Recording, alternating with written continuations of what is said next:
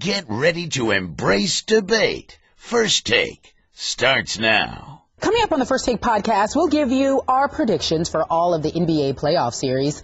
Plus, we'll tell you if the Heat will three-peat or if a new champion gets crowned. And Mel Kiper tells us who's rising and who's falling in the NFL draft. All that and more coming up on the First Take podcast, which starts right now. Good morning, everyone. It's Friday. Everyone's in a good mood. Welcome to First Take. I'm Carrie Champion. Skip Bayless. You are always surly, sir. No, I'm not. Good morning. Good morning, Stephen A. Smith. What's up? Although I must admit, I actually had to be at an event with Mr. Smith last night, and so we wound up debating over dinner. So I'm a little debated out with you. Whatever. I was actually very nice to you yesterday. For once. How you doing? I'm good. Gentlemen, we promised this for the fellas and the folks and the ladies at home. We talked about playoff previews. We delivered today. The gentleman will weigh in. Plus, he hasn't been himself. And by that, we're referring to one Roy Hibbert. We will have him on the line. The gentleman will ask him what's going on as they head into the postseason. And let's talk about John Wall. He said he did not want to be that #1 overall pick who did not do anything. Well, that is about to change as he and the Wizards head into the postseason. But the first topic, speaking of basketball playoffs, our Jeff Van Gundy picked the Rockets to win it all back in October. And on the eve of the playoffs, he still has the same pick. Let's listen. This is a team that's been put together that has great offensive talent and fits together really well. They play fast. They score easily. They have a talent in James Harden who's as hard to guard as anybody that not named Durant or LeBron James. They've got a center who gives them a force in the paint to protect the rim, to rebound, and score around the basket. And then they've got one of the most unique competitors in Patrick Beverley. I love his mentality to attack each and every opponent and go after him. And I think Houston's got as good a chance as anybody to come out of the West. All right. The Rockets winning it all. Stephen A. Smith. Naismith, your thoughts? Love Jeff Van Gundy. Talked to him yesterday. It was great seeing him yesterday. Think he should be a coach in the league again, to be quite honest with you. And I like him doing what he does. Yeah, I like him doing both. I do too. I mean, he's versatile and he can do both as far as I'm concerned. But I think he's a little bit off on this one. I'm going to repeat this, and I don't mean any disrespect to anybody because Houston's got some bad boys, James Harden being one of them. He's a superstar in this league. Dwight Howard, when healthy and when won his game, to me is the best big man in the game. But I want to say this loud and clear so everybody in Houston understands me. There is no way in hell your team is going to win the NBA World Championship. You can cancel that dream. It ain't happening. I'm going to put it on the record.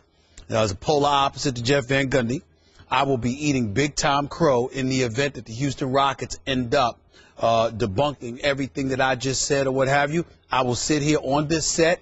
I will man up and just literally apologize to the franchise and the city of Houston. Daryl Morey, who we met last year during the NBA All-Star Weekend when he brought in that life-size poster of Chandler Parsons and all of this other stuff. Yeah, you got me good. I understand that. What's wrong about Chandler Parsons? He can play. I know that James Harden is a superstar. He needs to get over how I called him out in the NBA Finals because he didn't show up in the NBA Finals. That's the only negative thing I've ever said about him in his entire career. You know how I feel about Dwight Howard. And having said all of that, I'm going to repeat myself. There is no way in hell the Houston Rockets are winning the NBA championship. And it is for this reason and this reason alone. They don't play good enough defense. It's that simple. They can score on anybody. Even with the former defensive player of the year manning the middle? Oh, boy. Collectively, they do not play good enough defense. Yes, they can score on anybody. Yes, they can hit perimeter shots. Yes, they can push the ball up the floor. Yes, they have a close-in James Harden. Yes, they have a presence in the middle in Dwight Howard. Yes, Omar Sheik is tough. I get all of that.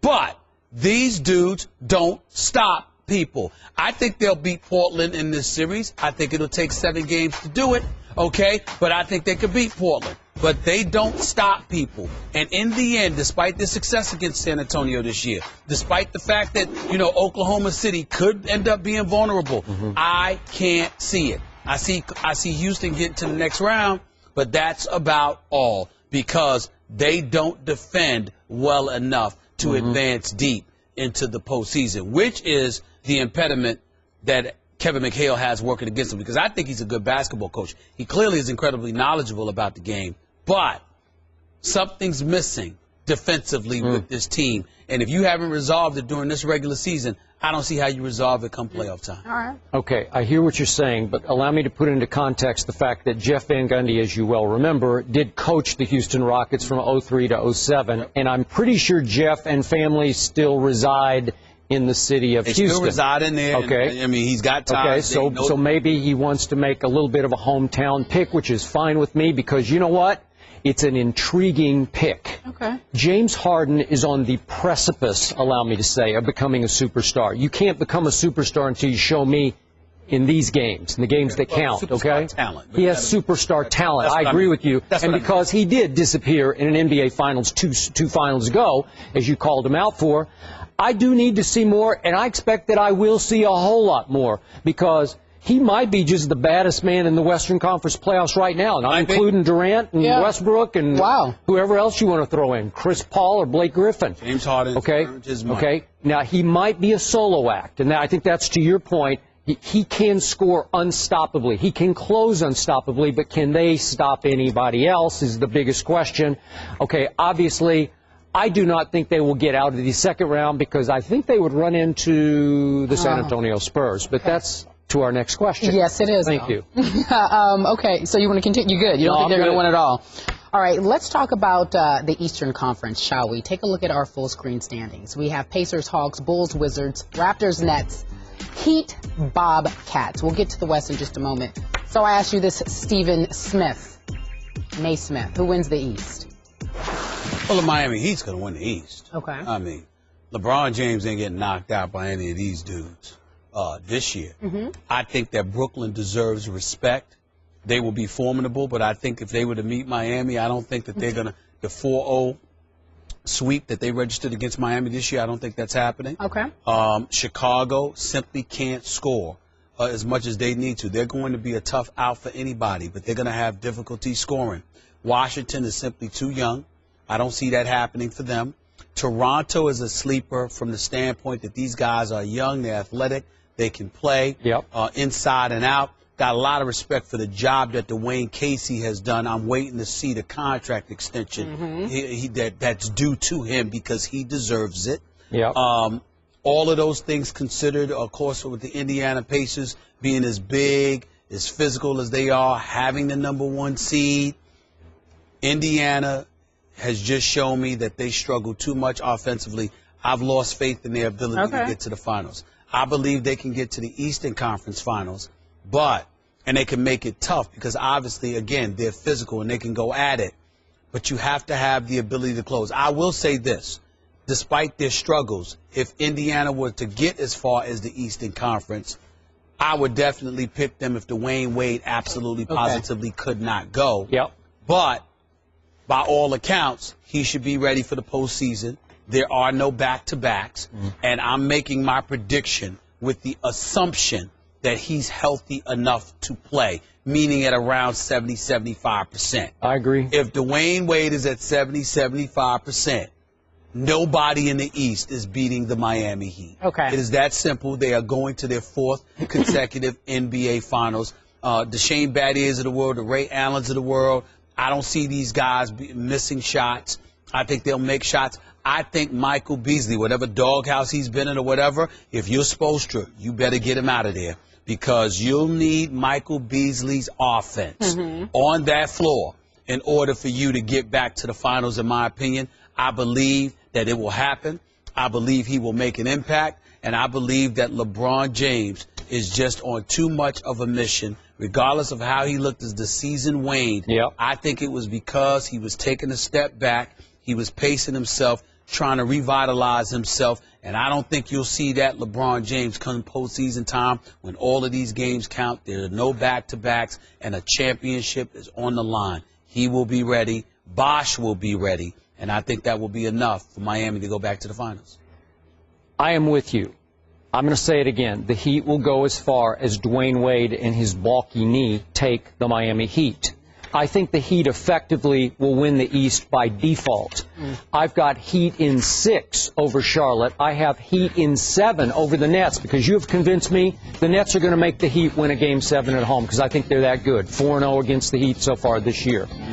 Then I have, again, this is a default game, I have Heat in 5 over Pacers because I think the Pacers will still stumble their way through the playoffs to the Eastern Conference Finals, and I think they got no shot against the Heat. I think the Pacers hit the psychological wall. I think the Heat now effectively own them again psychologically, and I think it'll be a short, sweet series for the Miami Heat to get back to the finals. A short, sweet series against who? Indiana. No, it's not going to be short. It's not going to be short. Not going to be short. 5 games. Not no way on earth. 5 games. Not with Indiana having home court advantage. That's a minimum 6-game series, probably 7. 7? They lost their way. I know. Well, you said They lost their way. They won't go out in 5. All right, gentlemen, let's look at the West. And this is a little off topic because we didn't have it. But I want to ask you this, Stephen. Who wins the West? You know what? This is tough. I don't recall ever having a tougher time with this because, to be quite honest with you, it's just as tough as it goes. I believe that the San Antonio Spurs would beat the Miami Heat if they played again in the NBA Finals. My problem is I don't know if San Antonio can get to the NBA Finals if they have to run into Oklahoma City. Now, Oklahoma City has to play Memphis first. It don't matter whether it's 5 games, 6 games, 7 games. That is not going to be an easy out nor an easy series for Memphis. I mean, for Oklahoma City. Sure. Memphis is tough. Got a lot of guts. Zebo will be ready. Gasol will be ready. Kryptonite for Zebo is San Antonio, not Oklahoma City.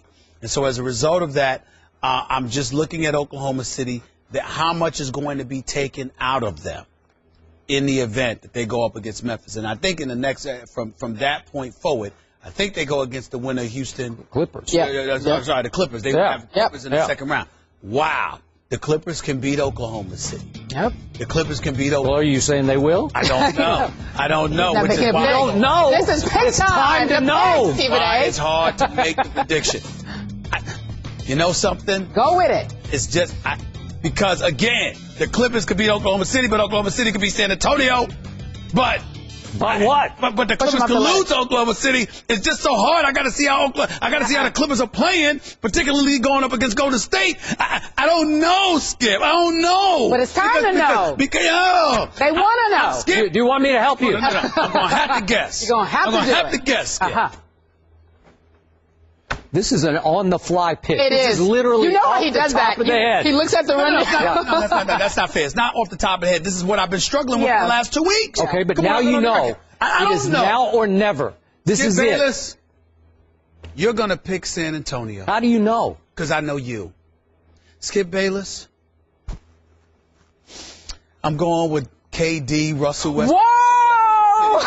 No surprise. Go back to the finals. No surprise. I'm going with the crew to go back to the finals. A rematch of 2 years ago. Okay, that means that LeBron just three-peated, right? In your head? I don't know about that yet. Oh, I think that you were making that case. I got to see Oklahoma City in the postseason. You told me after what Miami did to Oklahoma City on its home floor. That's you right. said, that's it, But I'm you know done, something? I'm out. But you know You something? said they got no shot against these guys in the finals. You know what it is? I'll openly confess this to you. Because from a basketball standpoint, I can make a legitimate case that Oklahoma City could beat Miami, right? But I also see how Kevin Durant sporadically lacks aggression, and that could lead to their demise.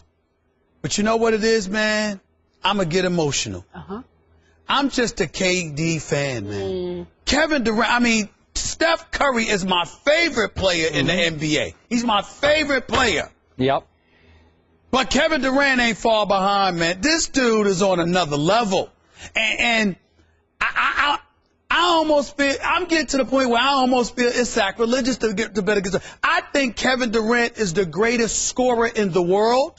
And I think before his career is over, he will be the greatest scorer in NBA history. I truly believe that. Okay. I think that. And that means what? Nothing to me at this moment. At this moment, if he conducts himself the way he was conducting himself during this season when he was just taking out everybody. He was. I I don't see anybody beating that, including Miami. Okay. I just don't know if that's something he'll choose to do when he's going up against his boy LeBron. This is what concerns me. Thank you. And so I'm worried about that. But since we're only talking about the West and the East as opposed to the NBA Finals, we're talking about the West. I'm picking Oklahoma City to come out of the West. Good. Finally got there. 12 minutes later. You're just talking. I haven't even spoken on this show yet. In fact, I've been resting my vocal cords the way my Spurs have been resting all year. I'm as rested as the Spurs right now for the rest of this topic. I'm going to be quiet right now. How much you want to make a bet? You'll stop and say, Steven. Go ahead. 10:15. Here we go. Take it over. Start the time. I'm about to take you to school, as in old school. And I am about to have some very bad news for America.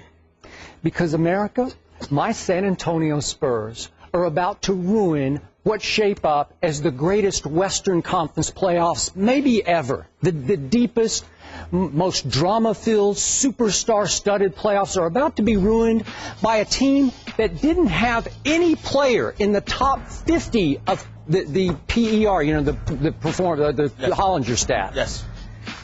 Stephen A. Smith, I'll just sum it up for you this way. I have Spurs in 6 over Dallas. I have Spurs in 7 over James Harden. And I have Spurs in 7 over Kevin Durant. And I'm going to leap to the conclusion here. I have Spurs in 6 over the Miami Heat back in Miami as they right the wrong of the incomprehensible travesty that took place in Game 6 in Miami in last year's finals when they blew a 5-point lead with 28 seconds left. They have been on a year-long mission to right that wrong, to undo what should have been done, which should have been the franchise's 5th NBA championship, and it will happen this time. Back in Miami, Game 6, thanks to the new format, right? 2-2-1-1-1, isn't that how it's going to go? Let me explain something to you. My Spurs are fresh, and they are healthy as we go into a playoffs after which they have, and they don't get enough credit for this, they just toyed with the entire regular season. They just wound up with the best record in the NBA by not 1 or 2 games, but by 3 games. They had the best road record by 5 games. And guess what? They missed their starters. The 5 starters missed a combined 75 starts. 75 games lost to injury. They used 30 different starting lineups. They used 17 different starters this year, and they still ran away with the NBA. What does that tell you, Stephen A. Smith? That they're really, really good. They're better than they were last year. They're far better than they were 2 years ago when they got blown away in the last 4 games against your Oklahoma City Thunder after winning the first 2. Remember that? And I will be the quickest to admit to you, this regular season, my Spurs win a combined 0-8 against James Harden and Kevin Durant and Russell Westbrook. And I'm here to tell you that my Spurs in the second round will be able to outthink, out-execute, out-maneuver, finally out-clinic the Houston Rockets for the reasons you detailed in your opening answer.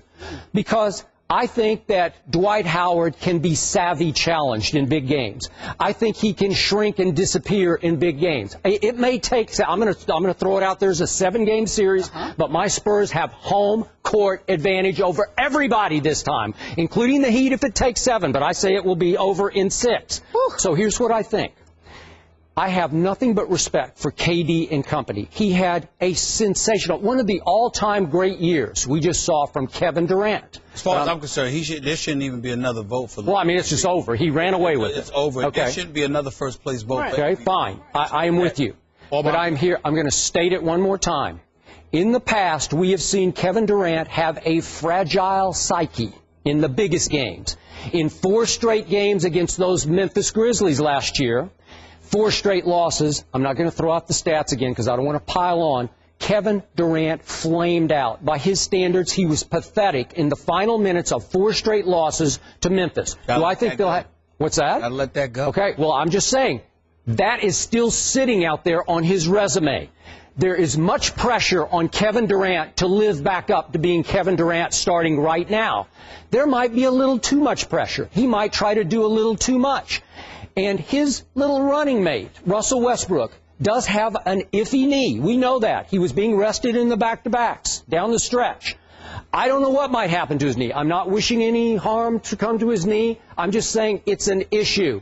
And Russell Westbrook, to me, still has just one little pebble. I'll call it a pebble instead of a rock, bouncing around in his head. He still has that haywire gene in the back of his psyche. He is still capable of that one night, 8 turnovers, 3 for 23. He just is. I've still seen it this year, and I'm saying that if it takes 7 games, San Antonio will solve Oklahoma City this time. Let me say this.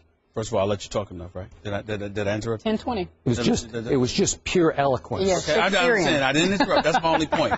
First of all, when I make a prediction, I'm assuming health.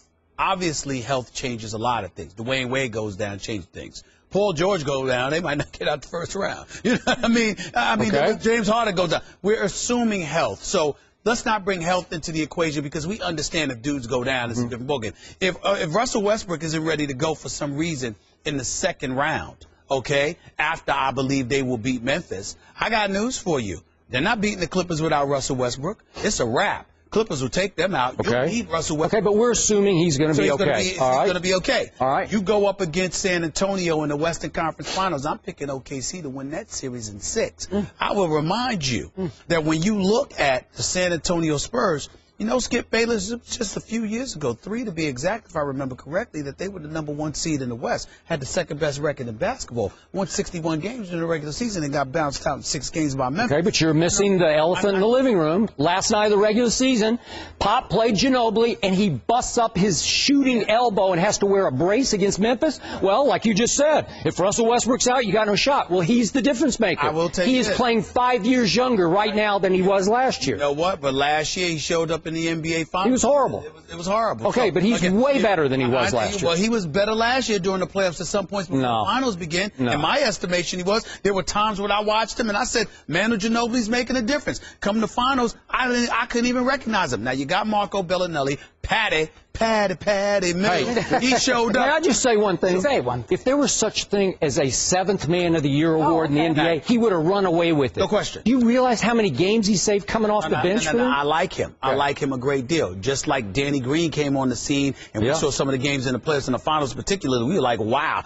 where does this come from? But still in all, we're talking about Popovich here, and he does have a penchant to lean on who he leans on. And ultimately, in the end, can they get it done for you? Could they? Sure. But against Russell Westbrook and Kevin Durant, I'm assuming Kevin Durant is going to be Kevin Durant, okay? And Russell Westbrook is going to be Russell Westbrook. I've got to see San Antonio resolve that issue before I believe it. So I would give Oklahoma City the edge in that series. Heck, I thought you were going to pick Dallas over San Antonio. You thought? No?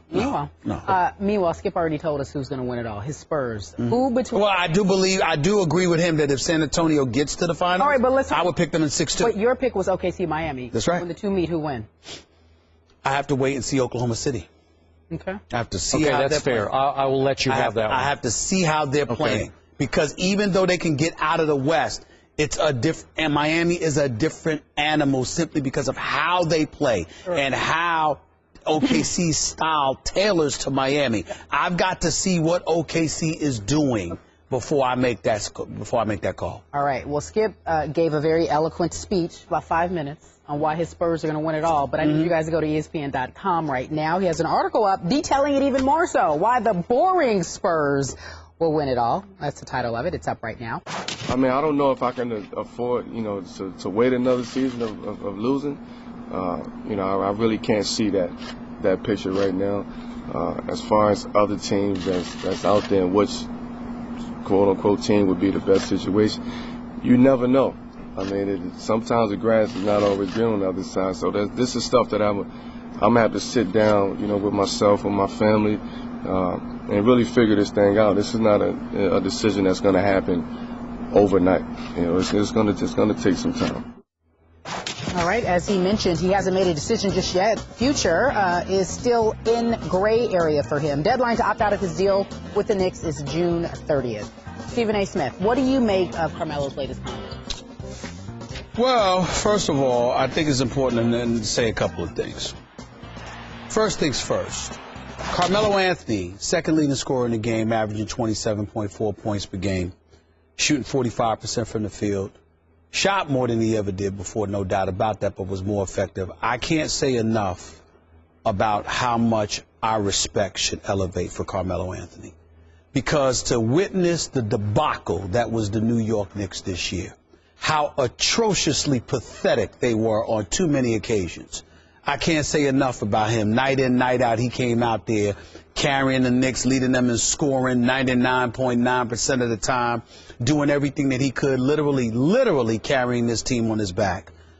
You look at Glenn Grunwald being let go. You look at the assistant coaching contracts not being renewed. You look at J.R. Smith starting off the season suspended. You look at Tyson Chandler not having the year he was supposed to have and missing the games that he missed. You look at Raymond Felton, his personal issues and how that was a distraction for this team. It was just a pathetic situation. And Melo, to me, earned more respect in missing the first postseason of his career than the respect he's garnered all of these years while making the postseason and just simply being a scorer. I can't say enough for him.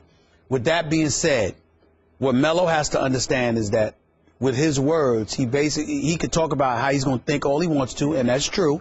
And he's got his lovely wife, Walala, who is business savvy. She's not just beautiful, but she's just great, and she's very, very smart. That Carmelo Anthony that you're looking at is not the same Carmelo Anthony that existed back in 2006, 2007, when you ultimately signed a deal for 5 years as opposed to the 3 years and out like LeBron, D. Wade, and Bosh was smart enough to do.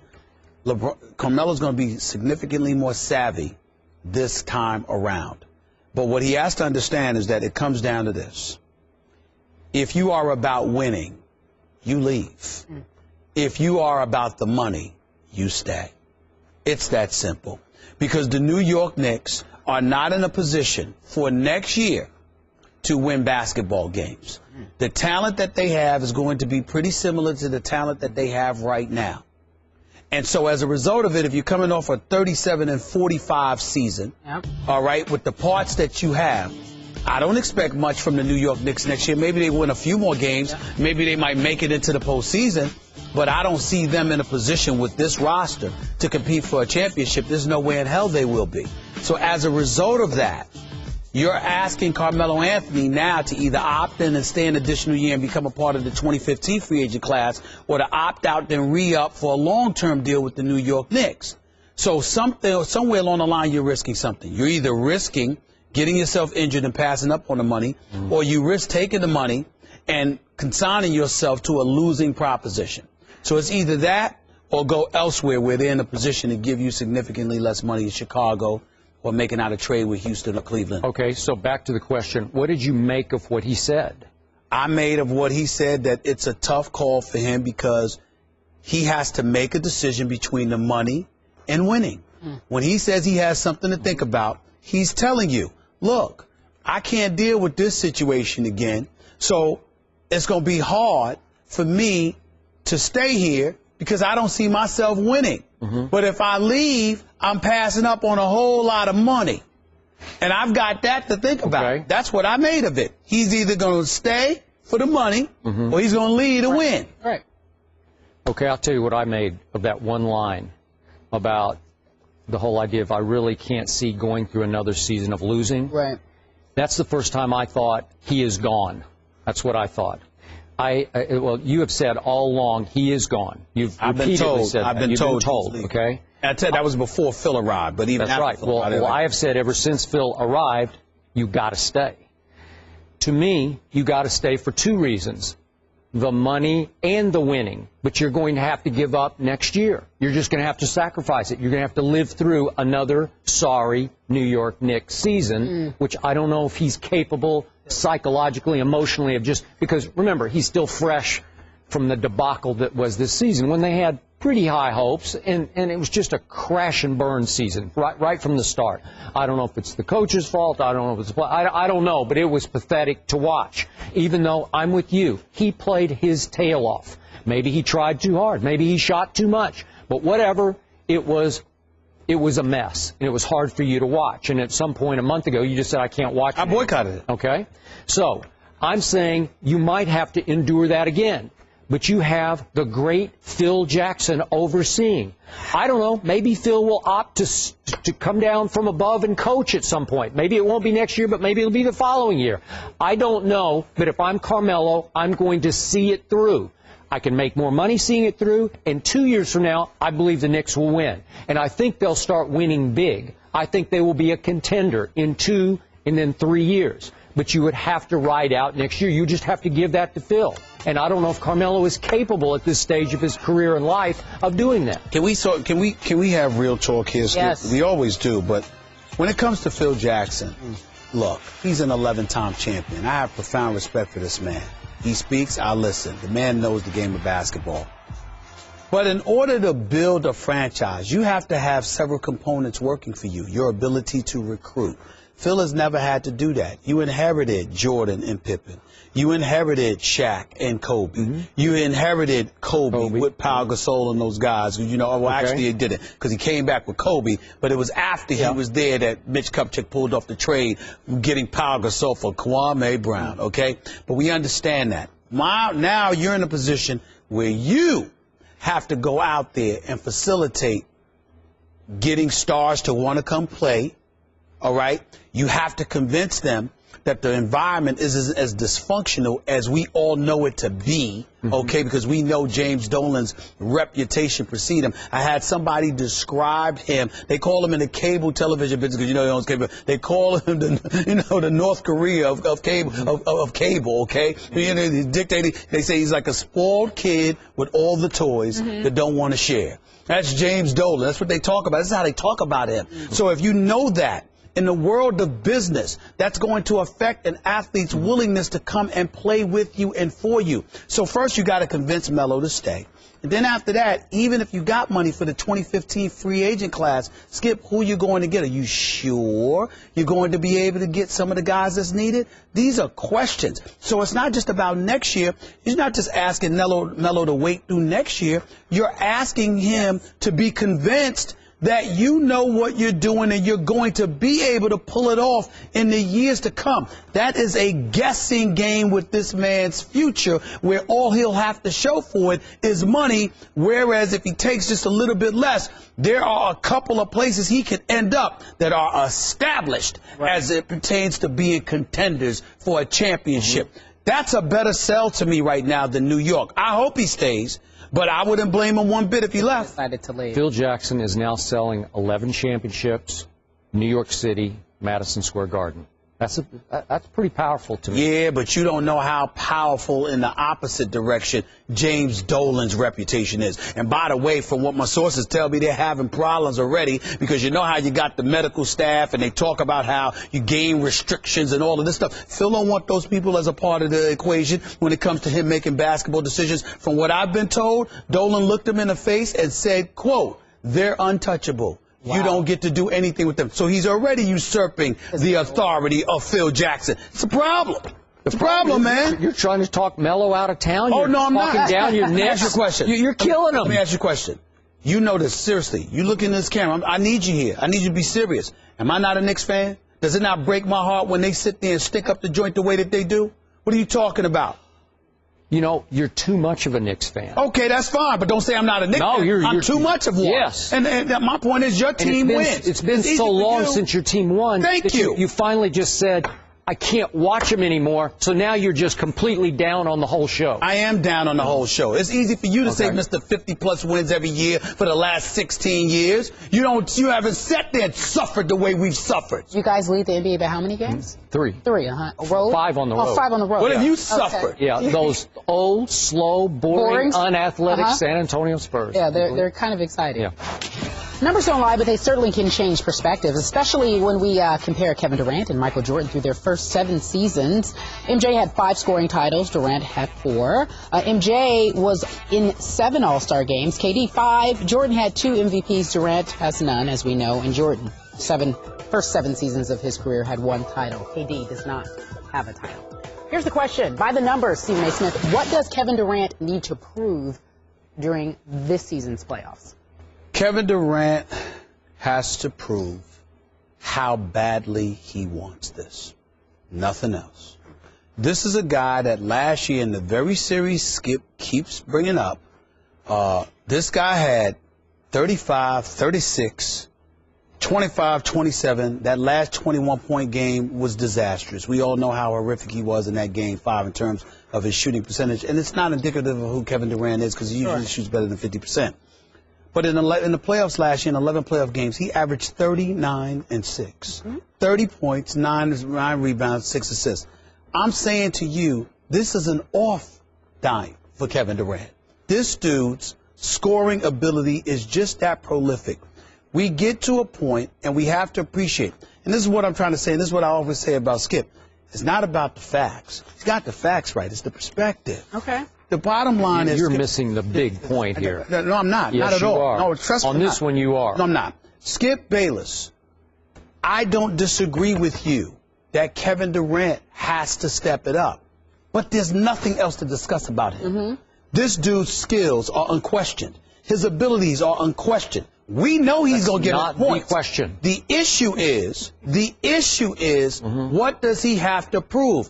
There's only one thing he has to prove. How bad do you want it? Because the problem with Kevin Durant has been that evidently you didn't want it bad enough because you were willing to shrink beneath the pressure. Key pivotal moments in the finals a couple of years ago, okay? Or last year in the series when you had to carry the load without Russell Westbrook. You shrunk. Okay, instead of being your regular aggressive stuff, you've got to go for it. Now, I should say regular aggressively. I'm saying that Kevin Durant has to be willing to say, bump everybody. Give me the rock. We're going to take this. I'm not losing. That's all I mean when I make that statement. There's nothing else for Kevin Durant to prove. That's what he has to do. Because even if Kevin Durant, let's say, for example, Skip, you remember better than me. Remember when Dominique Wilkins went up against Larry Bird in that epic game when they were both going at it? Saw it. Was there one negative word that was uttered about Dominique Wilkins when they lost? Nothing. You mean that night? It was a Sunday night. Yeah. No, I'm saying nothing. No. Because you lost to the greatness of a Larry Bird. Yeah. You know, y'all were going at it. I'm saying to you, that's what we need to be saying about Kevin Durant even in a loss. We need to be looking at him and going like this. This is what he did, and this is what he was trying to do. And he was going for it, and he's going for it, because when he does that, it would take a Herculean-style effort from a LeBron or somebody in order to knock him off. And we just can't be sitting here going like this. Look, man, I don't know where was he? What happened to him? That cannot happen any longer. That's it. Okay, so you have forced me to bring it back up when I swore I would not. The stat that in late and close situations. Anyway. No, I wasn't. I wasn't going to do it. Late and close situations and 4 straight losses to Memphis last year without Russell Westbrook. Kevin Durant went a combined 3 for 17. The games are all right there for him to win, to take, and you lose 4 in a row. Yeah, late in the fourth. Yes, this is at the end of the game. Okay. Without going into gory detail. Here's the point. Kevin Durant, as we all know, just had a monster year. One of the all-time great years. And it went all the way to the bitter end. The last game, fourth quarter, he says, nope, I'm not sitting, I'm playing. And he played all 12 minutes against the Detroit Pistons the other night and scores 21 in the fourth, and he's dunking over Kyle Singler. And I'm saying, what are you doing? Well, maybe he's making the statement, I am coming for these playoffs. So the question to me, you say, do you want it badly enough? Nope, that's not the question. Are you capable? Are you capable? Want it or don't want it? We know he wants it. Are you capable of being that guy?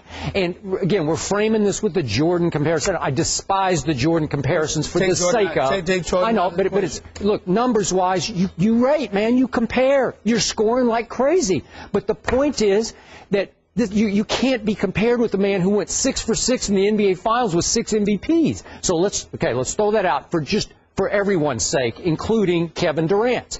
But we have to find out now if he's that guy. Is he made of the right stuff? Now, maybe Russell will be that guy. I keep telling you, I think Russell will prove to be Batman. I'm sorry, I just do. That Kevin will get to go along for a great ride. He'll put up his numbers. He'll get his 28 and 38 and whatever he gets. And you'll be spewing all these numbers. Do you realize he scored all these numbers? I don't care. I care about who won the basketball game. In the end, what's your takeaway?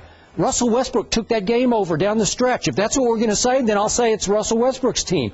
I'm about to find out. That's why I'm fascinated, because if Russell stays healthy, we're going to learn a whole lot about Kevin Durant right now. Fascinating who he is. Okay, and speaking of people who have something to prove. Let's talk about our next guest. He has a lot to prove, and he's done well so far this season. It's been a great year for our next guest. He made his first All-Star game, but more importantly, he's led the Wizards to their first playoff in 6 years. We welcome, he's on the phone right now, John Wall. John, thank you for joining us so much. We appreciate it. What's up? How you doing? Thanks for having me. What's going on? You're welcome. Really quickly before you jump at him, I just want to say, John, we have you quoted here saying you didn't want to be the #1 overall pick to say that you didn't do anything. You finally make it to the postseason. So how did your team turn it around? Basically, we had a team meeting. You know what I mean? After we started 2-7, we had a team meeting, and the veteran guys and Al Harrington and Trevor Reeser just stepped up and told me I'm the leader of the team, and the team is going to go as far as I go. And they basically wanted me to tell what everybody's role was on the team and what I hold everybody accountable of. And ever since that day forward, we had some ups and downs throughout the season, but we all improved and we did everything as a team from that day forward. John, I'm proud of you, bro. Stephen A. Smith here, man. I got to ask you, what has it been like for you over the last few years or so? There was a time when we looked at the Washington Wizards. I mean, they were just y'all were so close to irrelevant. I didn't even know if you would stay in the nation's capital. What has it been like for you, and why were you so happy to stay on board? It's been tough, you know what I mean? We basically was a team that nobody thought was a laughing stock of the league at times, you know what I mean? Only winning certain games and always being on Shaq and the Fool or not top 10, and it was tough, you know what I mean? But I think the organization did a great job of drafting some great young talented players. I think did a great job of adding some veteran guys. And the guys that have been here for 4 years did a great job of developing their games and getting better. But last year when I was injured, just seeing how the team played hard and how they were together as a group, that was the first time I seen us being the whole team. So I was like, whenever I'm healthy and Nene's healthy and we put everything together, we can be a playoff team. So that basically made me a reason to want to stay. John, it's Skip. You're about to face the Chicago Bulls. We talk and talk and talk about the Bulls' defense. Maybe we overhype it. Maybe we slightly overrate it. Tell us, in your eyes, how difficult is it to deal with this defense? They got one of the top 2, top 3 defenses in the league. I think we got the right pieces to do a great job against it. But it's a different atmosphere we get into playing in the playoffs, and some of us guys are new guys and beginners to it. But we just worried about ourselves as the Washington Wizards, going in there playing our basketball, playing team defense and moving the ball and having different guys leading us in scoring, and we just let the game do the talking. What's the key for you in this series? Considering the Bulls' struggles in scoring the ball, but you guys, I mean, despite the fact that you can score the ball, got to be a bit more consistent and what have you. What's the key in this series for you? The key for us is just playing defense. I mean, I think when we're playing defense and everybody's on the same page defensively, we let our defense lead the way for us. We're a pretty good team. All right. All right, John Wall, congratulations. Good luck. And thank you for joining us today. We Way the ball. Thanks for having me. It's quick takes, our rapid fire Q and A, but this is the NBA style. Here we go. I need to get your predictions. Mavs, Spurs. Who wins? Stephen A. Mavs haven't been able to beat the Spurs this year. Incredible coaching job by Rick Carlisle. Dirk Nowitzki's a star. We all know this. They're deep. They can shoot three-pointers, but they can't match up with the Spurs. I see the Spurs winning this series in 5 games. 5 games? Wow. You know what? I have so much respect for Dirk and for Rick Carlisle, a guy you love, and just for the long-time Dallas-San Antonio rivalry. I'm going to give the Mavericks 2 games here, just on being the Mavericks. Mark Cuban despises San Antonio. There's just a good Mavericks friction with San Antonio. So I'm going to say they'll win 1 in San Antonio and 1 in Dallas, but Spurs in 6 games because the Mavericks don't play a lot of defense. They're 22nd defensive efficiency. And I remind you, Spurs led the league in three-point shooting, so that will prevail. Leading everything. Grizzlies versus Thunder. Who do you have? I'm going to go with the Thunder. Oh. I think it's going to be shocked. I think it's going to be tough, but I see the Thunder winning this series in 7 games. I think Russell Westbrook. You got this going. I apologize. Wow. 6 games. I see Russell Westbrook coming to the rescue. I think that Tony Allen could be a pest for most people. Russell Westbrook is not one of those people. As tough and as great as Tony Allen is as a defender, Russell Westbrook is impossible to keep up with. He'll spend some time on Kevin Durant, but ultimately, in the end, I see Oklahoma City pulling this out in 6 games. I believe the Oklahoma City Thunder are about to sweep Memphis. I believe Kevin Durant is playing possessed right now. I think he does have a lot to like he owes his team for what he didn't do last year against the same team, and I think you're going to see full-bore KD. You're going to see that MVP kind of stuff, and he will dominate this team 4 straight games. Warriors, Clippers. This is a tough one, but I'm going with the Clippers. I think the Clippers will win this series in 6 games. You know what? I apologize. I meant 7. I'm sorry. I think this has the possibility to go 7. If it goes 6, Bogut being out hurts the Warriors. Even though they're better without him because they move the basketball better, Draymond Green spreads the floor along with Lee. He's back. He's back. The bottom line is those 6 fouls, that big body to wear down Blake Griffin will not be there. I think they're going to win some games because they're going to run Chris Paul all over the place, running them through picks and screens and things of that nature. And Steph Curry, you can't hire Chris Paul because there's nobody else that you want to put him on because they'll post him up. But in the end, the Clippers are a superior team. They're superior athletically. They're bigger. I think they'll be a bit more tenacious. Golden State's going to catch fire. But I think that I see this going 6 or 7. I'm leaning towards 6, but the Clippers will win this series. Newsflash, Stephen A. Smith gives Andrew Bogut some credit. Oh, boy. I like that. Andrew Bogus. Bogus? Well, you mean, he's always not there when you need him. Well, you just said they're going to miss him in game. They're going to miss him. Well, you need his big body. Well, I agree with that. I am going Clippers in 7 in overtime. That's how close I think this will be. I think it'll be close because I think the Warriors will be playing for Mark Jackson's job. I think the Warriors truly, deeply do not like the Clippers. They do not like Blake. They do not like Chris Paul. They do not like what they stand for and how they handle themselves. Because of all that, it's going to go to the brink. But I think the Doc Rivers factor will be the difference for the home team. All right. We got that. Rockets, Blazers. This is a tough one, too. But the Rockets having home court advantage against a relatively inexperienced Blazers squad come playoff time, I'm going to go with Houston in this one. They have James Harden, and that's enough for me. They've got some other scorers. They struggle to defend.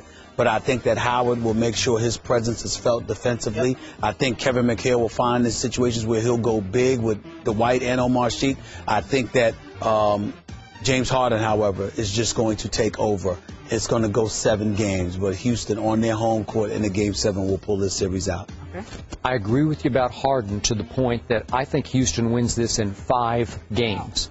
James Harden will dominate this series. I say after 5 games, the NBA world will be buzzing about the arrival of James Harden as a superstar in this league. And everybody will start picking then Houston to beat San Antonio in the 2nd round, which is fine with like me. Van Gundy, huh? Yeah. Taking it all? Yeah. Hawks, Pacers, who you got? Ain't nothing discussed there. It's going to be the Pacers. No? It's going to be the Pacers. I got a lot to discuss. I will say this, and I can't wait for Roy Hibbert to come on the show because I need an answer to this question. Uh-oh. How in God's name are you shooting 1 for 10 against Paul Millsap? You're 7'2". You got this guy by a legitimate 5-6 inches. I don't understand. You've got to get the ball into Roy Hibbert a little bit more, make his presence felt. But I think ultimately Indiana is simply a superior team with an elite defense that can shut it down. I see Atlanta winning a game. I see the Pacers winning this in 5. Wow. I'm going to give this to the Pacers in 7 because I think Atlanta found itself late while the Pacers lost themselves. They hit the psychological wall. I don't think they've gotten up yet. I'm going to remind you, Atlanta won 7 of its last 10, including wins over the Heat, the Nets, and at the Pacers. You remember when the Pacers hit bottom, April 6th, it was 107-88. I remember the 23-point first half. Right. I just think it will really give a lot of confidence to an Atlanta team that finally took off late. And I think they're going to push this to 7 games. I think you throw it into Hibbert and David West and let them deliver the goods. I think I know the answer to this one. Bobcats, Heat. Stephen A., what you got? Heat, of course, but I so profoundly respect the job that Clifford has done in Charlotte. Al Jefferson, hell of a job this year. Kemba Walker, I'm a fan. Michael Jordan, I'm proud of him. But in the end, they are going up against a far superior team that happens to be the 2-time reigning defending world champion. I smell sweep. Sweep? Yes. Wow. I'm giving Charlotte 2 games because I told you after the 61-point game by LeBron, Charlotte finished 16-6 and the Heat finished 11-14. 4-2 will be the score. They can possibly win a game. Okay. Ain't going more than 5. This is a hard one because, the Raptors, we've been sleeping on them. We haven't been paying much attention to them. But again, they're novices in this. And Brooklyn has Paul Pierce and Joe Johnson. And I believe that Darren Williams is going to show up. I'm picking the Nets to win this series in 6 games. I agree. Nets in 6 on playoff savvy and toughness, and I am still sleeping on Toronto. You're still yes, checking out. Sorry. Wizards, Bulls.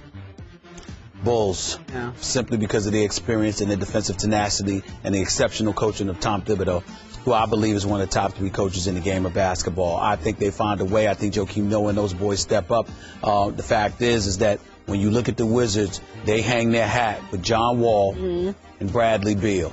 That's not going to be enough against these Chicago Bulls. Sweep? You're gonna no, I'm not going to say sweep. I give the Wizards 2 games. Okay. 2 games. But I see Chicago winning this series in 6 games. I give the Wizards 3 games, but I got Chicago in 7 because even though they allowed the fewest points, they also scored the fewest. I think Washington can hang in with them for 7 games. Those are our predictions, ladies and gents, for the first round.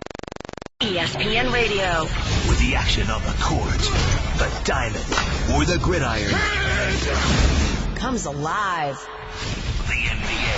The Miami Heat have won the 2013 NBA title. Major League Baseball. The Boston Red Sox have won the World The Series. Bull Championship Series. The tide has risen again, the 3rd time in 4 years. Your home for the best in sports play-by-play. ESPN Radio. The Indiana Pacers won at the #1 seed, and they got it, but the team has struggled as of late. No surprise. Joining us now on the phone is Roy Hibbert. We appreciate you calling in. First round, first game. You guys face the Hawks on Saturday, and you've been very honest, voicing your frustration with the team over the last few months. So let me ask you this. What's the mindset as the team heads into the postseason? I would have to say like a reset button. Everything is in the past where we have a fresh new start, a new beginning, a chance to right the I wouldn't say wrongs, but to figure things out and play at a high level like we have in the past. So I know on the outside looking in, you guys probably think it's easier said than done, but you know the environment we have here can really do that. Roy, I need your help here, bro. I mean, I'm looking at you, and I've got concerns. In the Eastern Conference Finals last year, 5 of the 7 games you scored 20 or more points. In the other 2 games, you had 19 or 18. Last 4 games of the regular season, 2 of those games you went scoreless. You got a grand total of 9 points. Is that about guard play? Is that about the big boys not being fed? Or is there something going on with you that we don't know about? Because I'm used to seeing a hell of a lot more from you, bro. I want to know what's going on. No, to tell you the truth, you know, I give honest answers, and you know, I don't really try to hide anything. You know, I haven't been playing the best. You know, this year, our team has gotten so much better with Lance coming along and Paul doing what he's been doing. You know, I've kind of taken a backseat role on the offense, and you know, I still work on my offense every day, getting up my hooks. But you know, I haven't really been called upon to hit those big points or whatever like that. And I have taken a passive role on offense. So, but you know, the playoffs, you know, the big dog has to eat. So I'm gonna figure that out and go ahead and try to change things around. So. But you know, it's do or die right now, and I have to forget about the past couple games in the past month and just go ahead and do what I can do. So Roy, now that you can look back on it with some perspective, how do you feel about calling out your teammates for being selfish? Was it a good thing or a bad thing? You know, I think that I should have kept my frustrations to myself and or just in the locker room. I will admit that it wasn't the best thing to do. I'll learn from that, and I was wrong.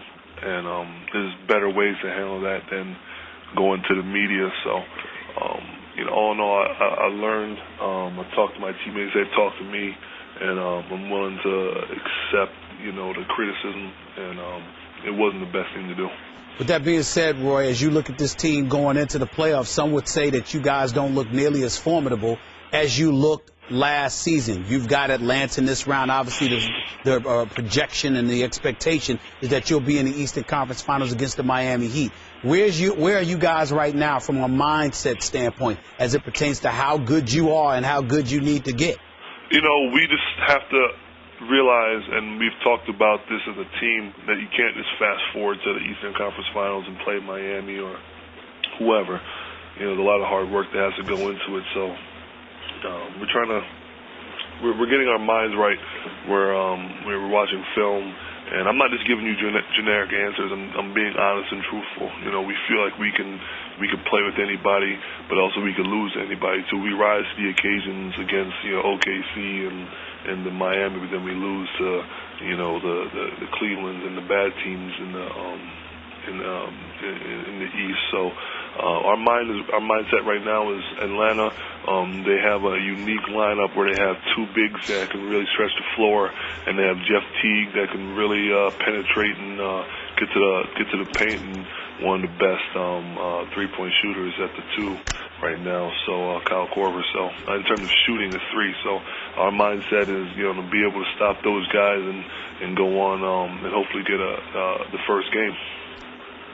All right, Roy Hibbert and the Hawks will play on ESPN Saturday. Good luck, 7 bro. Eastern. We appreciate you joining us. Good luck. Speaking of NBA, last night's premiere of ESPN's latest 30 for 30 documentary, Bad Boys, took us to Detroit and back to a memorable era of basketball. In the late 80s, the Pistons introduced a relentless style of play that we don't see much of today.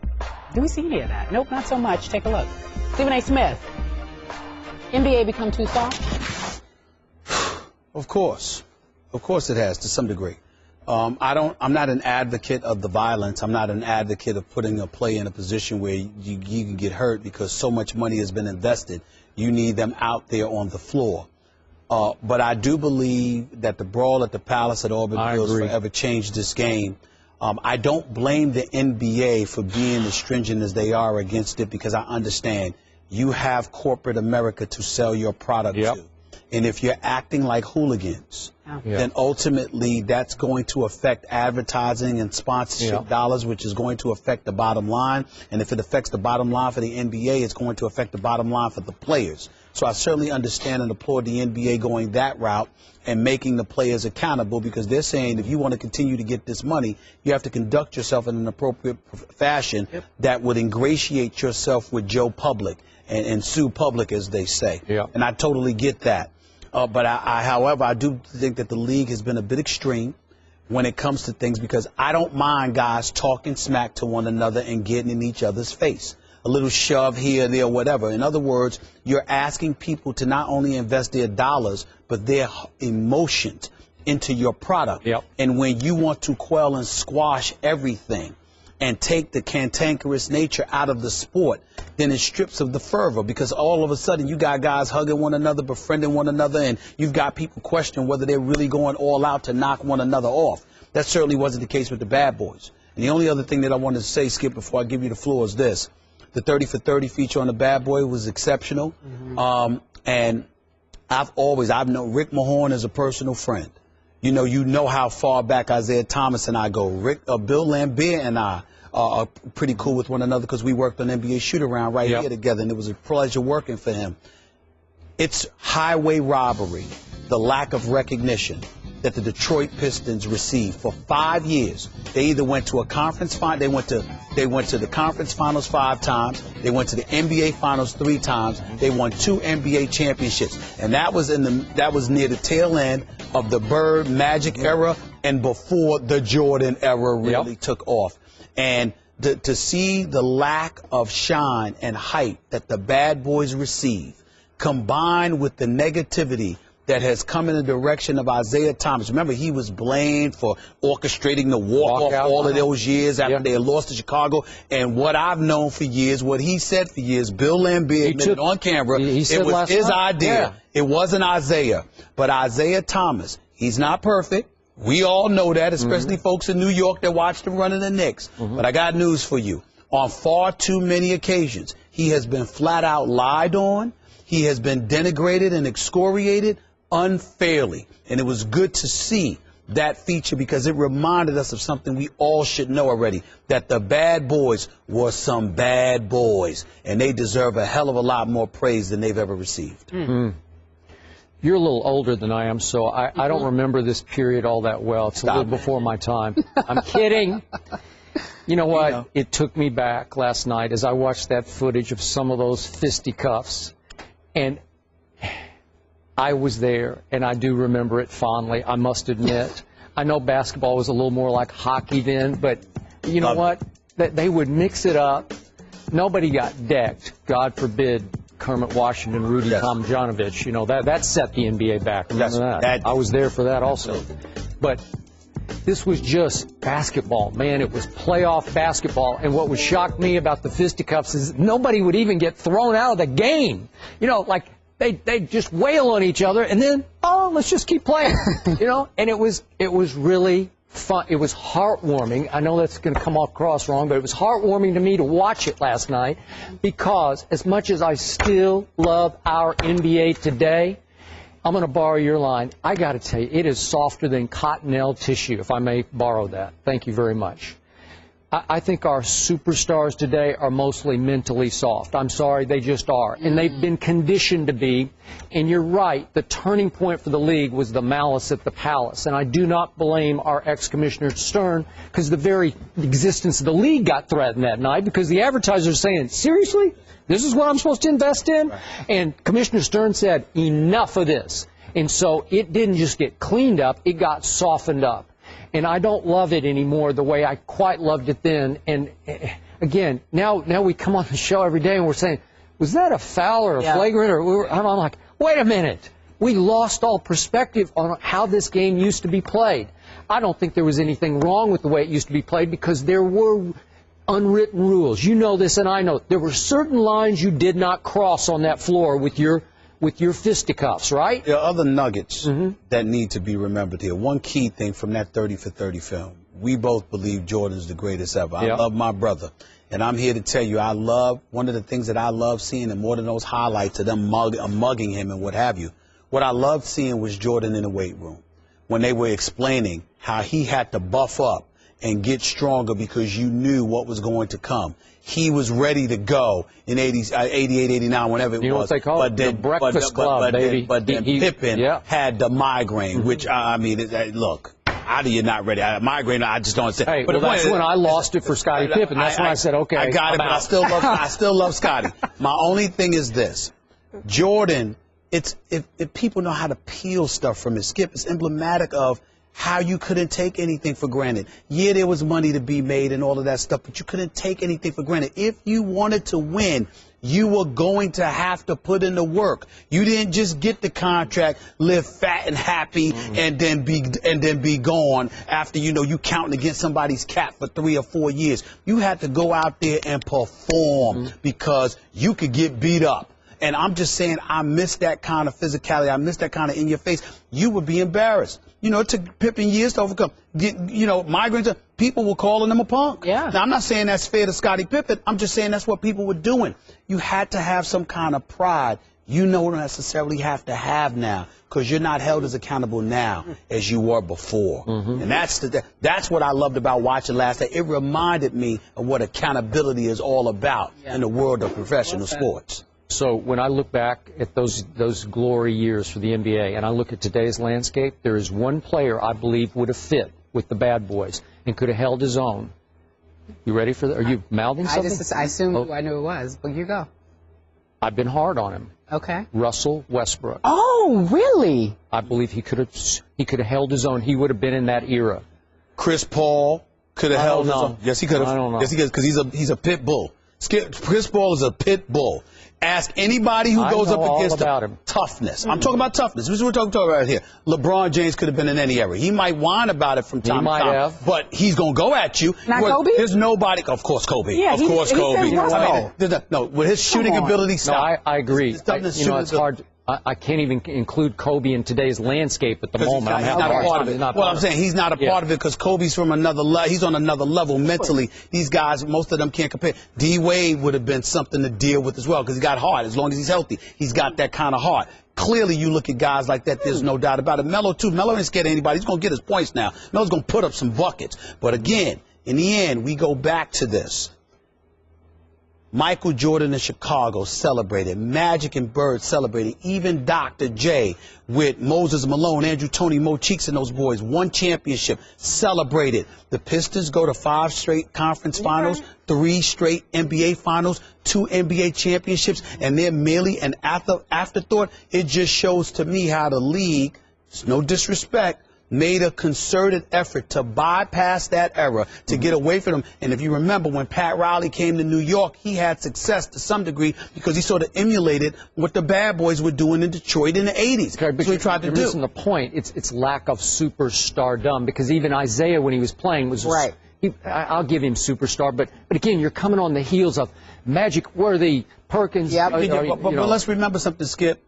No. Magic had Bird. Yeah. You had somebody. It wasn't just that Magic was a star. It was that it was Showtime against Boston and Blue Collar. It was the matchup. Yeah. But when you look at Isaiah Thomas, my Lord, you look at Joe Dumars, arguably one of the best backcourts ever. You look at those two playing together. They deserve. I'm not trying to sit there. We understand the Jordan era because that's unparalleled. But at the same time, how were the Pistons ignored for so long, considering what they accomplished? That's something wrong with that picture. I'm talking about for basketball. I understand the average Joe public, but the basketball fan, the people who know basketball, the Pistons brought it, man. Okay, they brought it. But Detroit loved the Pistons. The rest of the world did not. Yeah, because what did Michael Jordan say? They play ugly basketball. They play over-the-line basketball. And a lot of people just said, But wait a minute. The over-the-line basketball was against Jordan. Mm-hmm. It wasn't required against everybody else. They didn't play over-the-line basketball against Portland. They just whipped their butt. They didn't play over-the-line basketball when they beat the Lakers in the finals. They just whipped their butt. Because Magic and Byron Scott pulled their hamstrings in Game 1. It was over. All right, well, what about when the previous year when the Lakers beat them in Game 7, but Isaiah Thomas dropped 41 in Game 6, on a bad and half of it on a bad ankle, and then he couldn't go in against us. Detroit might have won the title that game. If Isaiah Thomas' ankle hadn't been hurt, they might have won it, and they might have pulled it off. So nobody's beating Magic in that building. Really? Well, Ralph Sampson did, and Houston did one year when they beat them in the playoffs. It happened. Yeah. Magic's lost plenty of games at the Forum. Yes, he did. Not those kind of games. Not Game 7. Okay. Wait a second. Melo, CP3, Kobe. Who else can play with the bad boys? Listen, Durant, to me, in any era because of his shooting ability. Okay. No, I'm talking about mentality. I'm talking mentality. Those guys that I mentioned, I stand by that. No question. Don't tell me CP3 can't play in that level. That's a pit bull. What's the face? It's the truth. Listening. It's the truth. I'm just Let me ask you a question. The knee of Stephen A. Have you ever seen anybody at one moment in his NBA career that questioned the heart of CP3? Ever.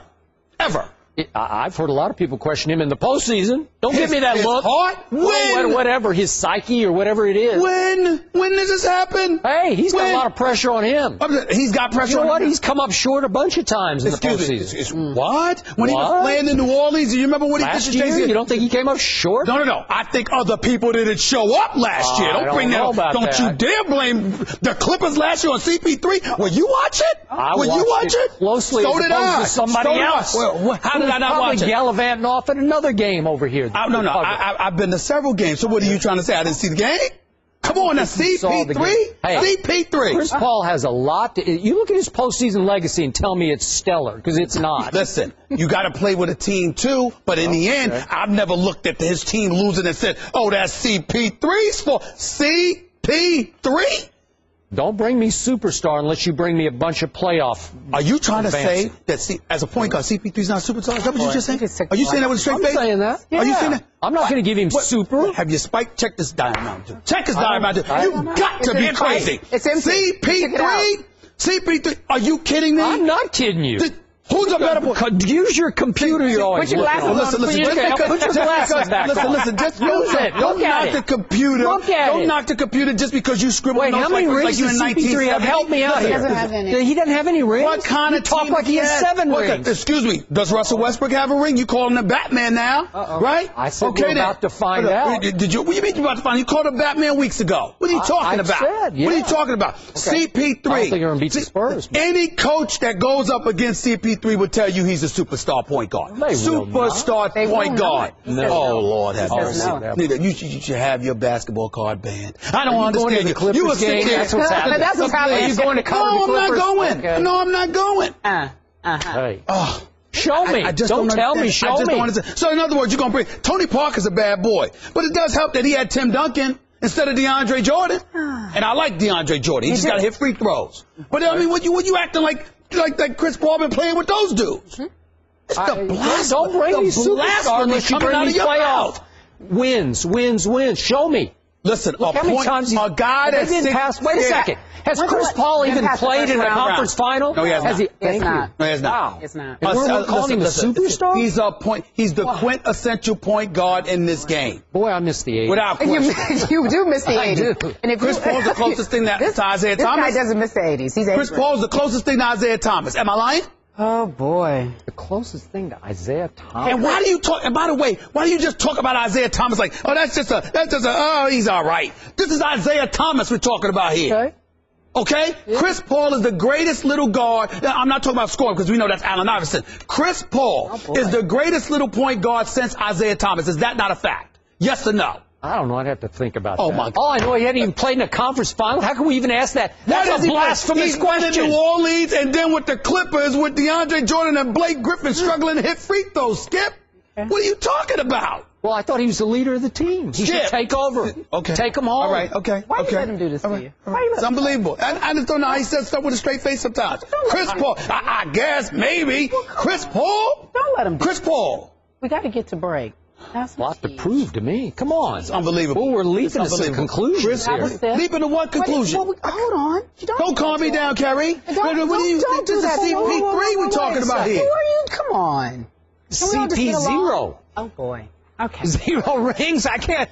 Come on. Skip. Well, this blasphemous stuff you talking about, I'm going to go. I'm just being honest, boy, you really man. crossing the line with this, man. The NBA ambassador? You really. Are you on I am. No, dude, he rides for him. He deserves it. You're riding for him right now. CP3, he deserves it. He's riding for you. All right, let's take a look at Mel Kiper's latest mock draft, the 4.0, the 4th edition. Johnny Manziel moves to number 4, going to Cleveland. And Clowney, he's been bumped to the number 1 spot, so says Mr. Kiper, who knows it all, a.k.a. the Oracle. Our NFL analyst, Mel Kiper, joins us now to discuss his latest mock draft. But okay, so where do you have CP3 going in the draft? Late rounder free agent. He's a late rounder. I agree with that. Okay. I agree. Not a top prospect. Put this man in his place. Just playing around. No, he's a nice guy. He just tried to crack a joke me during the commercial. He knows how ridiculous Skip Bayless sounds. Unbelievable. We'll get back to CP3. I hope. We'll get back to CP3. I hope he throws something at you on the TV screen. It's unbelievable. Oh, boy. I want to hear what Mel has to say. Mel, tell us why Clowney is now number 1. He's been the best player for years. Okay. You think back when his freshman campaign ended, he would have been the 3rd pick overall, behind only Andrew Luck and RG3. After his sophomore year was completed, he'd have been number 1 hands down, no question. Miles between him and number 2. Enters the year number 1, ends the year number 1 on the big board. Forget mocks, on the big board. Yeah.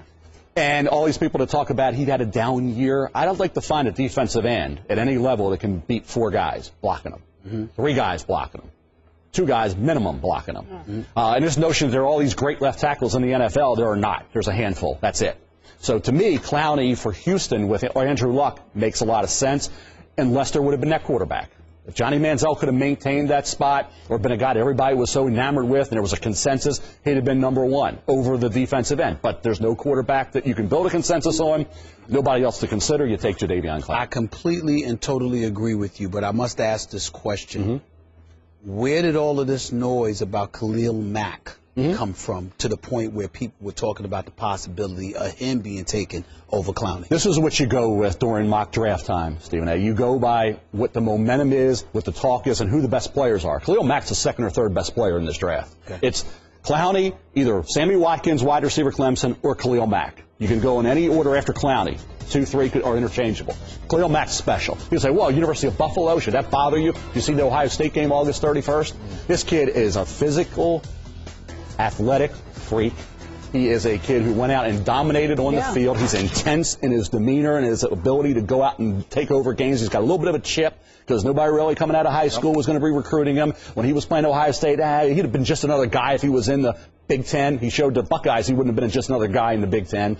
To me, he's in the discussion for the #1 pick. And when you think about where he'll go in the draft, could he be there for Oakland at 5, Jacksonville at 3? Yes, he could. And if he's a pick for the Raiders, he's a heck of a choice at number 5. Wow. Okay, so I heard you say on SportsCenter yesterday that Clowney is a once in 20 years kind of player. That's a big statement.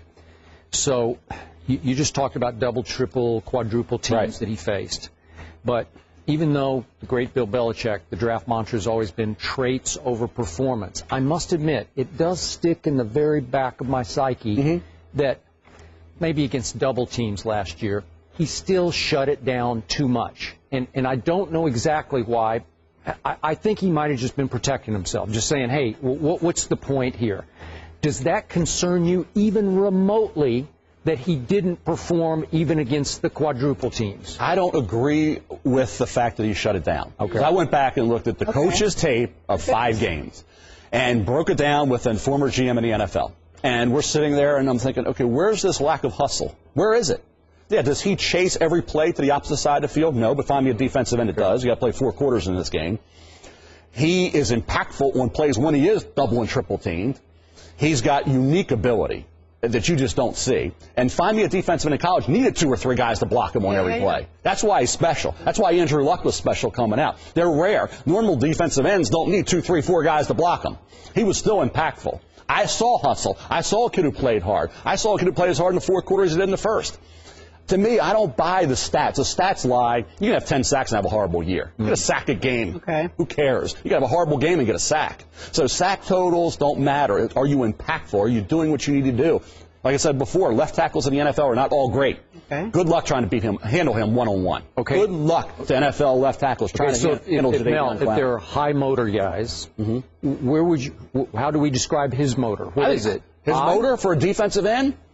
It's not low. Okay. It may not be off the charts high like the overachievers who need to do something to make up for it. And they're not going against 3 guys. They're going against 1. Yep. So when you're going up against 3 and 4, beating you up. And remember, go back to the Carolina game. North Carolina, first, he gets cheap shotted late in that game.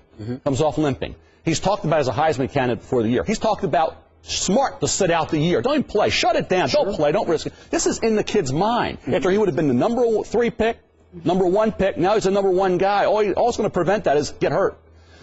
He's a kid. He's going to hear that. It's going to affect him. Right. Guess what? When you go back and watch the games, all this negative talk is just, it's a myth. It's fantasy. It's not reality. He played hard, and he was a guy who did a great job within that scheme. Only thing I'm concerned about with Clowney is how high he stands. He's got to get some leverage, get a little bit lower, especially going up against those offensive linemen, because I don't know about his legs. But that's my only question about him. Let me transition to Johnny Manziel. It's all over the place. I totally agree with you about Clowney for the very reasons that we're talking about, that we're about to talk about with Johnny Manziel. If you're the Houston Texans, I've never been a fan of Matt Schaub. I know he can make all the throws. I know he can put up numbers, but he's an accident waiting to happen. I think he should have been a Cowboy. That's my personal opinion. But with that being said, I look at a Johnny Manziel. Speak to somebody. Back in the day, he wouldn't have been a first-round pick of yours. Then that switch. Other guys, they were saying, George said he wouldn't have picked him in the first 3 rounds at one point. Then he said, oh, no, he's still not a first rounder with me, but maybe the second round. Then you got people like Skip and others that speculate he could be a number 1 overall pick. I don't know if I've ever seen one individual in the draft. I could be wrong. You would know. But I don't know if I've ever seen one individual in the draft literally all over the place, anywhere from round 1 to round 2 to round 3, or the number 1 overall pick in the NFL draft. What is going on with Johnny Manziel? 36 years I've been doing this, and I've never seen a player like Johnny Manziel come along. People say Tim Tebow. 95% of the people where I meet it didn't think he was going to be an effective starting quarterback. Maybe 5% did. This is where it's a 50-50 split. I mean, there are some that say 3rd, 4th round. I say this. When you grade players, you say, well, he's on a scale of 4 to 10. He's an 8.6. He's a 9.3. He's a 7.2. Johnny Manziel does not belong in a graded category. He is a pass-fail quarterback. You either love him or you don't. This notion he's a 3rd. If you think he's a 3rd, that's your opinion. No, you're not going to see him in the 3rd. So that means you don't want him to be your quarterback. That's the bottom line. I get that, what Merrill said and what Jahl said. you talk about what he will do in the NFL. I haven't talked to one person in the NFL can definitively say he's going to be great. I haven't talked to one say definitively he'll be a bust. They don't know. Because how he translates to the pro game with the height concern, the durability concern, the improv. I say it's going to be Saturday afternoon at the Improv starring Johnny Manziel. You don't know what you're going to get. And the team that's going to roll that dice, is it going to be Jacksonville, Cleveland? Jacksonville needs energy. Cleveland needs a quarterback. They haven't had one since Bernie Kosar. They're in a division with 3 very good quarterbacks, Roethlisberger, Flacco, and Dalton. To me, that's the intrigue here. Who rolls the dice? And if Jacksonville doesn't take Johnny Manziel and they take Sammy Watkins, they can come back in the early second round and get a Jimmy Garoppolo from Eastern Illinois or a Tom Savage from Pittsburgh, whoever it may be. Derek Carr's now been bumped up to the late first round. So there's other quarterbacks in the early second, third round that can play that may end up 3-4 years from now being better than the big 3. Mel, 1 year ago, I interrupted your breakfast to tell you that 1 year from that day, that this kid, Johnny Manziel, would be the most polarizing player ever in a draft. And I think we're there right now. And I'm with you. Pass, fail. I am completely pass. To me, the Houston Texans will forever regret if they pass this kid just because of what Coach Gruden calls the magic. And Coach Gruden is sold, man. He's into it. And it's the position he plays, it's the electricity he generates, and I get all the concerns, and I am with you. Clowney is a very special player. But to me, the quarterback versus the D-end, I'm going with the quarterback. Yet you still have Teddy Bridgewater #1 on your quarterback board, remember, right? Manziel's not on the quarterback rating board. He's a separate entity. Okay. I'm going to define that on draft day. When I rate Johnny Manziel, I can't rate him with Bortles and Bridgewater. I can't do it because you either want him or you don't. I haven't figured out Manziel, and I'm with many in the league. People say, well, how do you know how Johnny Manziel is going to play in the NFL? How do you know for sure? People say, well, you didn't know about this one or that one, but you thought you did. Hold on. At least you thought you did. Hold on, Mel. I'm putting you on the spot. You just said something that got You're not Mel Kiper Jr.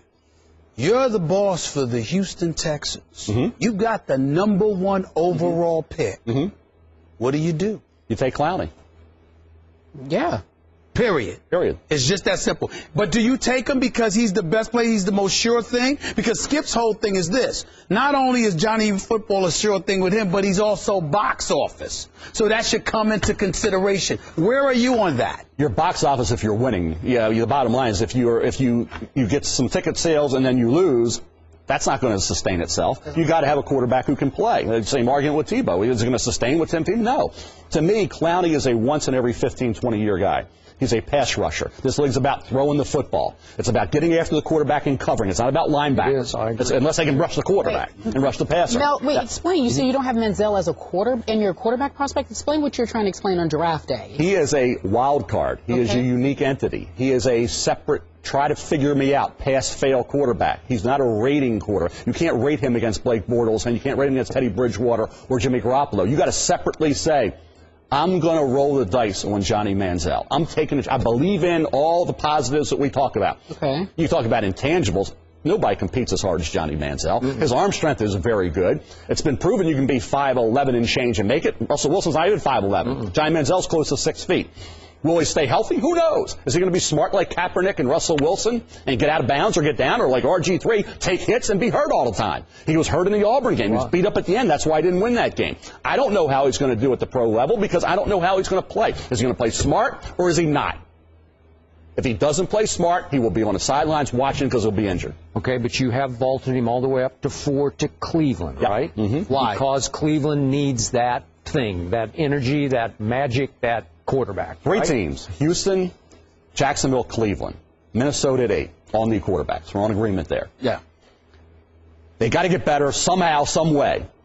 To me, when you look at Manziel, what he'll mean, I forget about selling tickets. I don't care about selling tickets. You sell tickets when you win. With Manziel, there's a chance he can be very good. I compare him to Fran Tarkenton. I had people in the league say, you can't do that. Fran Tarkenton played when they weren't the athletes and the speed that it is now. Well, I remind this individual about the fearsome foursome that I grew up loving with David Deacon Jones and Marilyn Olsen and Lamar Lundy and Rosie Greer. And I remember the Purple People Eaters with Alan Page and Jim Marshall. And I said, and Steel Curtain. That's right. I said, there were some pretty good players that Fran Tarkenton played against. So this notion that he didn't play against anybody that was any good.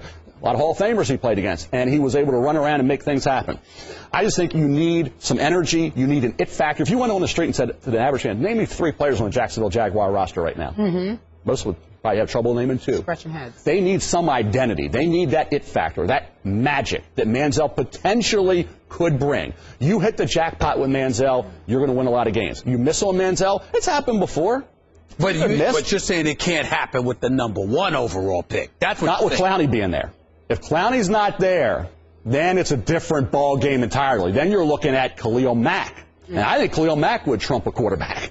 I think Sammy Watkins trumps a quarterback. Really? As an aside, guys, is there a Lawrence Taylor type individual? Well, I think we just discussed one. Khalil Mack. I mean, aren't we talking in that ballpark with Clowney? No, I don't think with Clowney, but with Khalil Mack, I'm wondering. Well, Clowney could be like Bruce Smith was with defense, and you're going to get a lot of versatility with Clowney. You can put him up, you can put him down. Khalil Mack, you can put him up, you can put him down. They're both great players. I mean, I call it the sensational 7. And guess what? There's no quarterback in the sensational 7. So you're stretching it to take Manziel or Bortles. Okay? The sensational 7 is 3 left tackles. You know who they are? Robinson, Lewan, and Matthews. Okay. 2 wide receivers, Watkins and Mike Evans from A&M. You're putting Mike Evans up. Well, you're not high on Mike at all. And then the 2 defensive players, Clowney and Mack. I got some I think Mike negative votes here. I think Mike Evans can play. I really do. You think what I'm wondering about is he's got the size. I'm wondering about the speed. He ran 4.5. Yeah. Didn't look that way. Got the best ball skills of any receiver coming in Didn't years. look that way to me. So in short, Mel, a quarterback is not in your sensational 7. No. Ladies and gentlemen, it's our final take. It's backed by popular demand. The discussion of one CP3 earlier just evolved. You mean CP 0 rings? Oh, okay. CP that guy? 0 rings is what you're calling it. Okay, so... Yeah, and I was responding to my good friend Stephen A. Smith, who dared to call CP3 a superstar.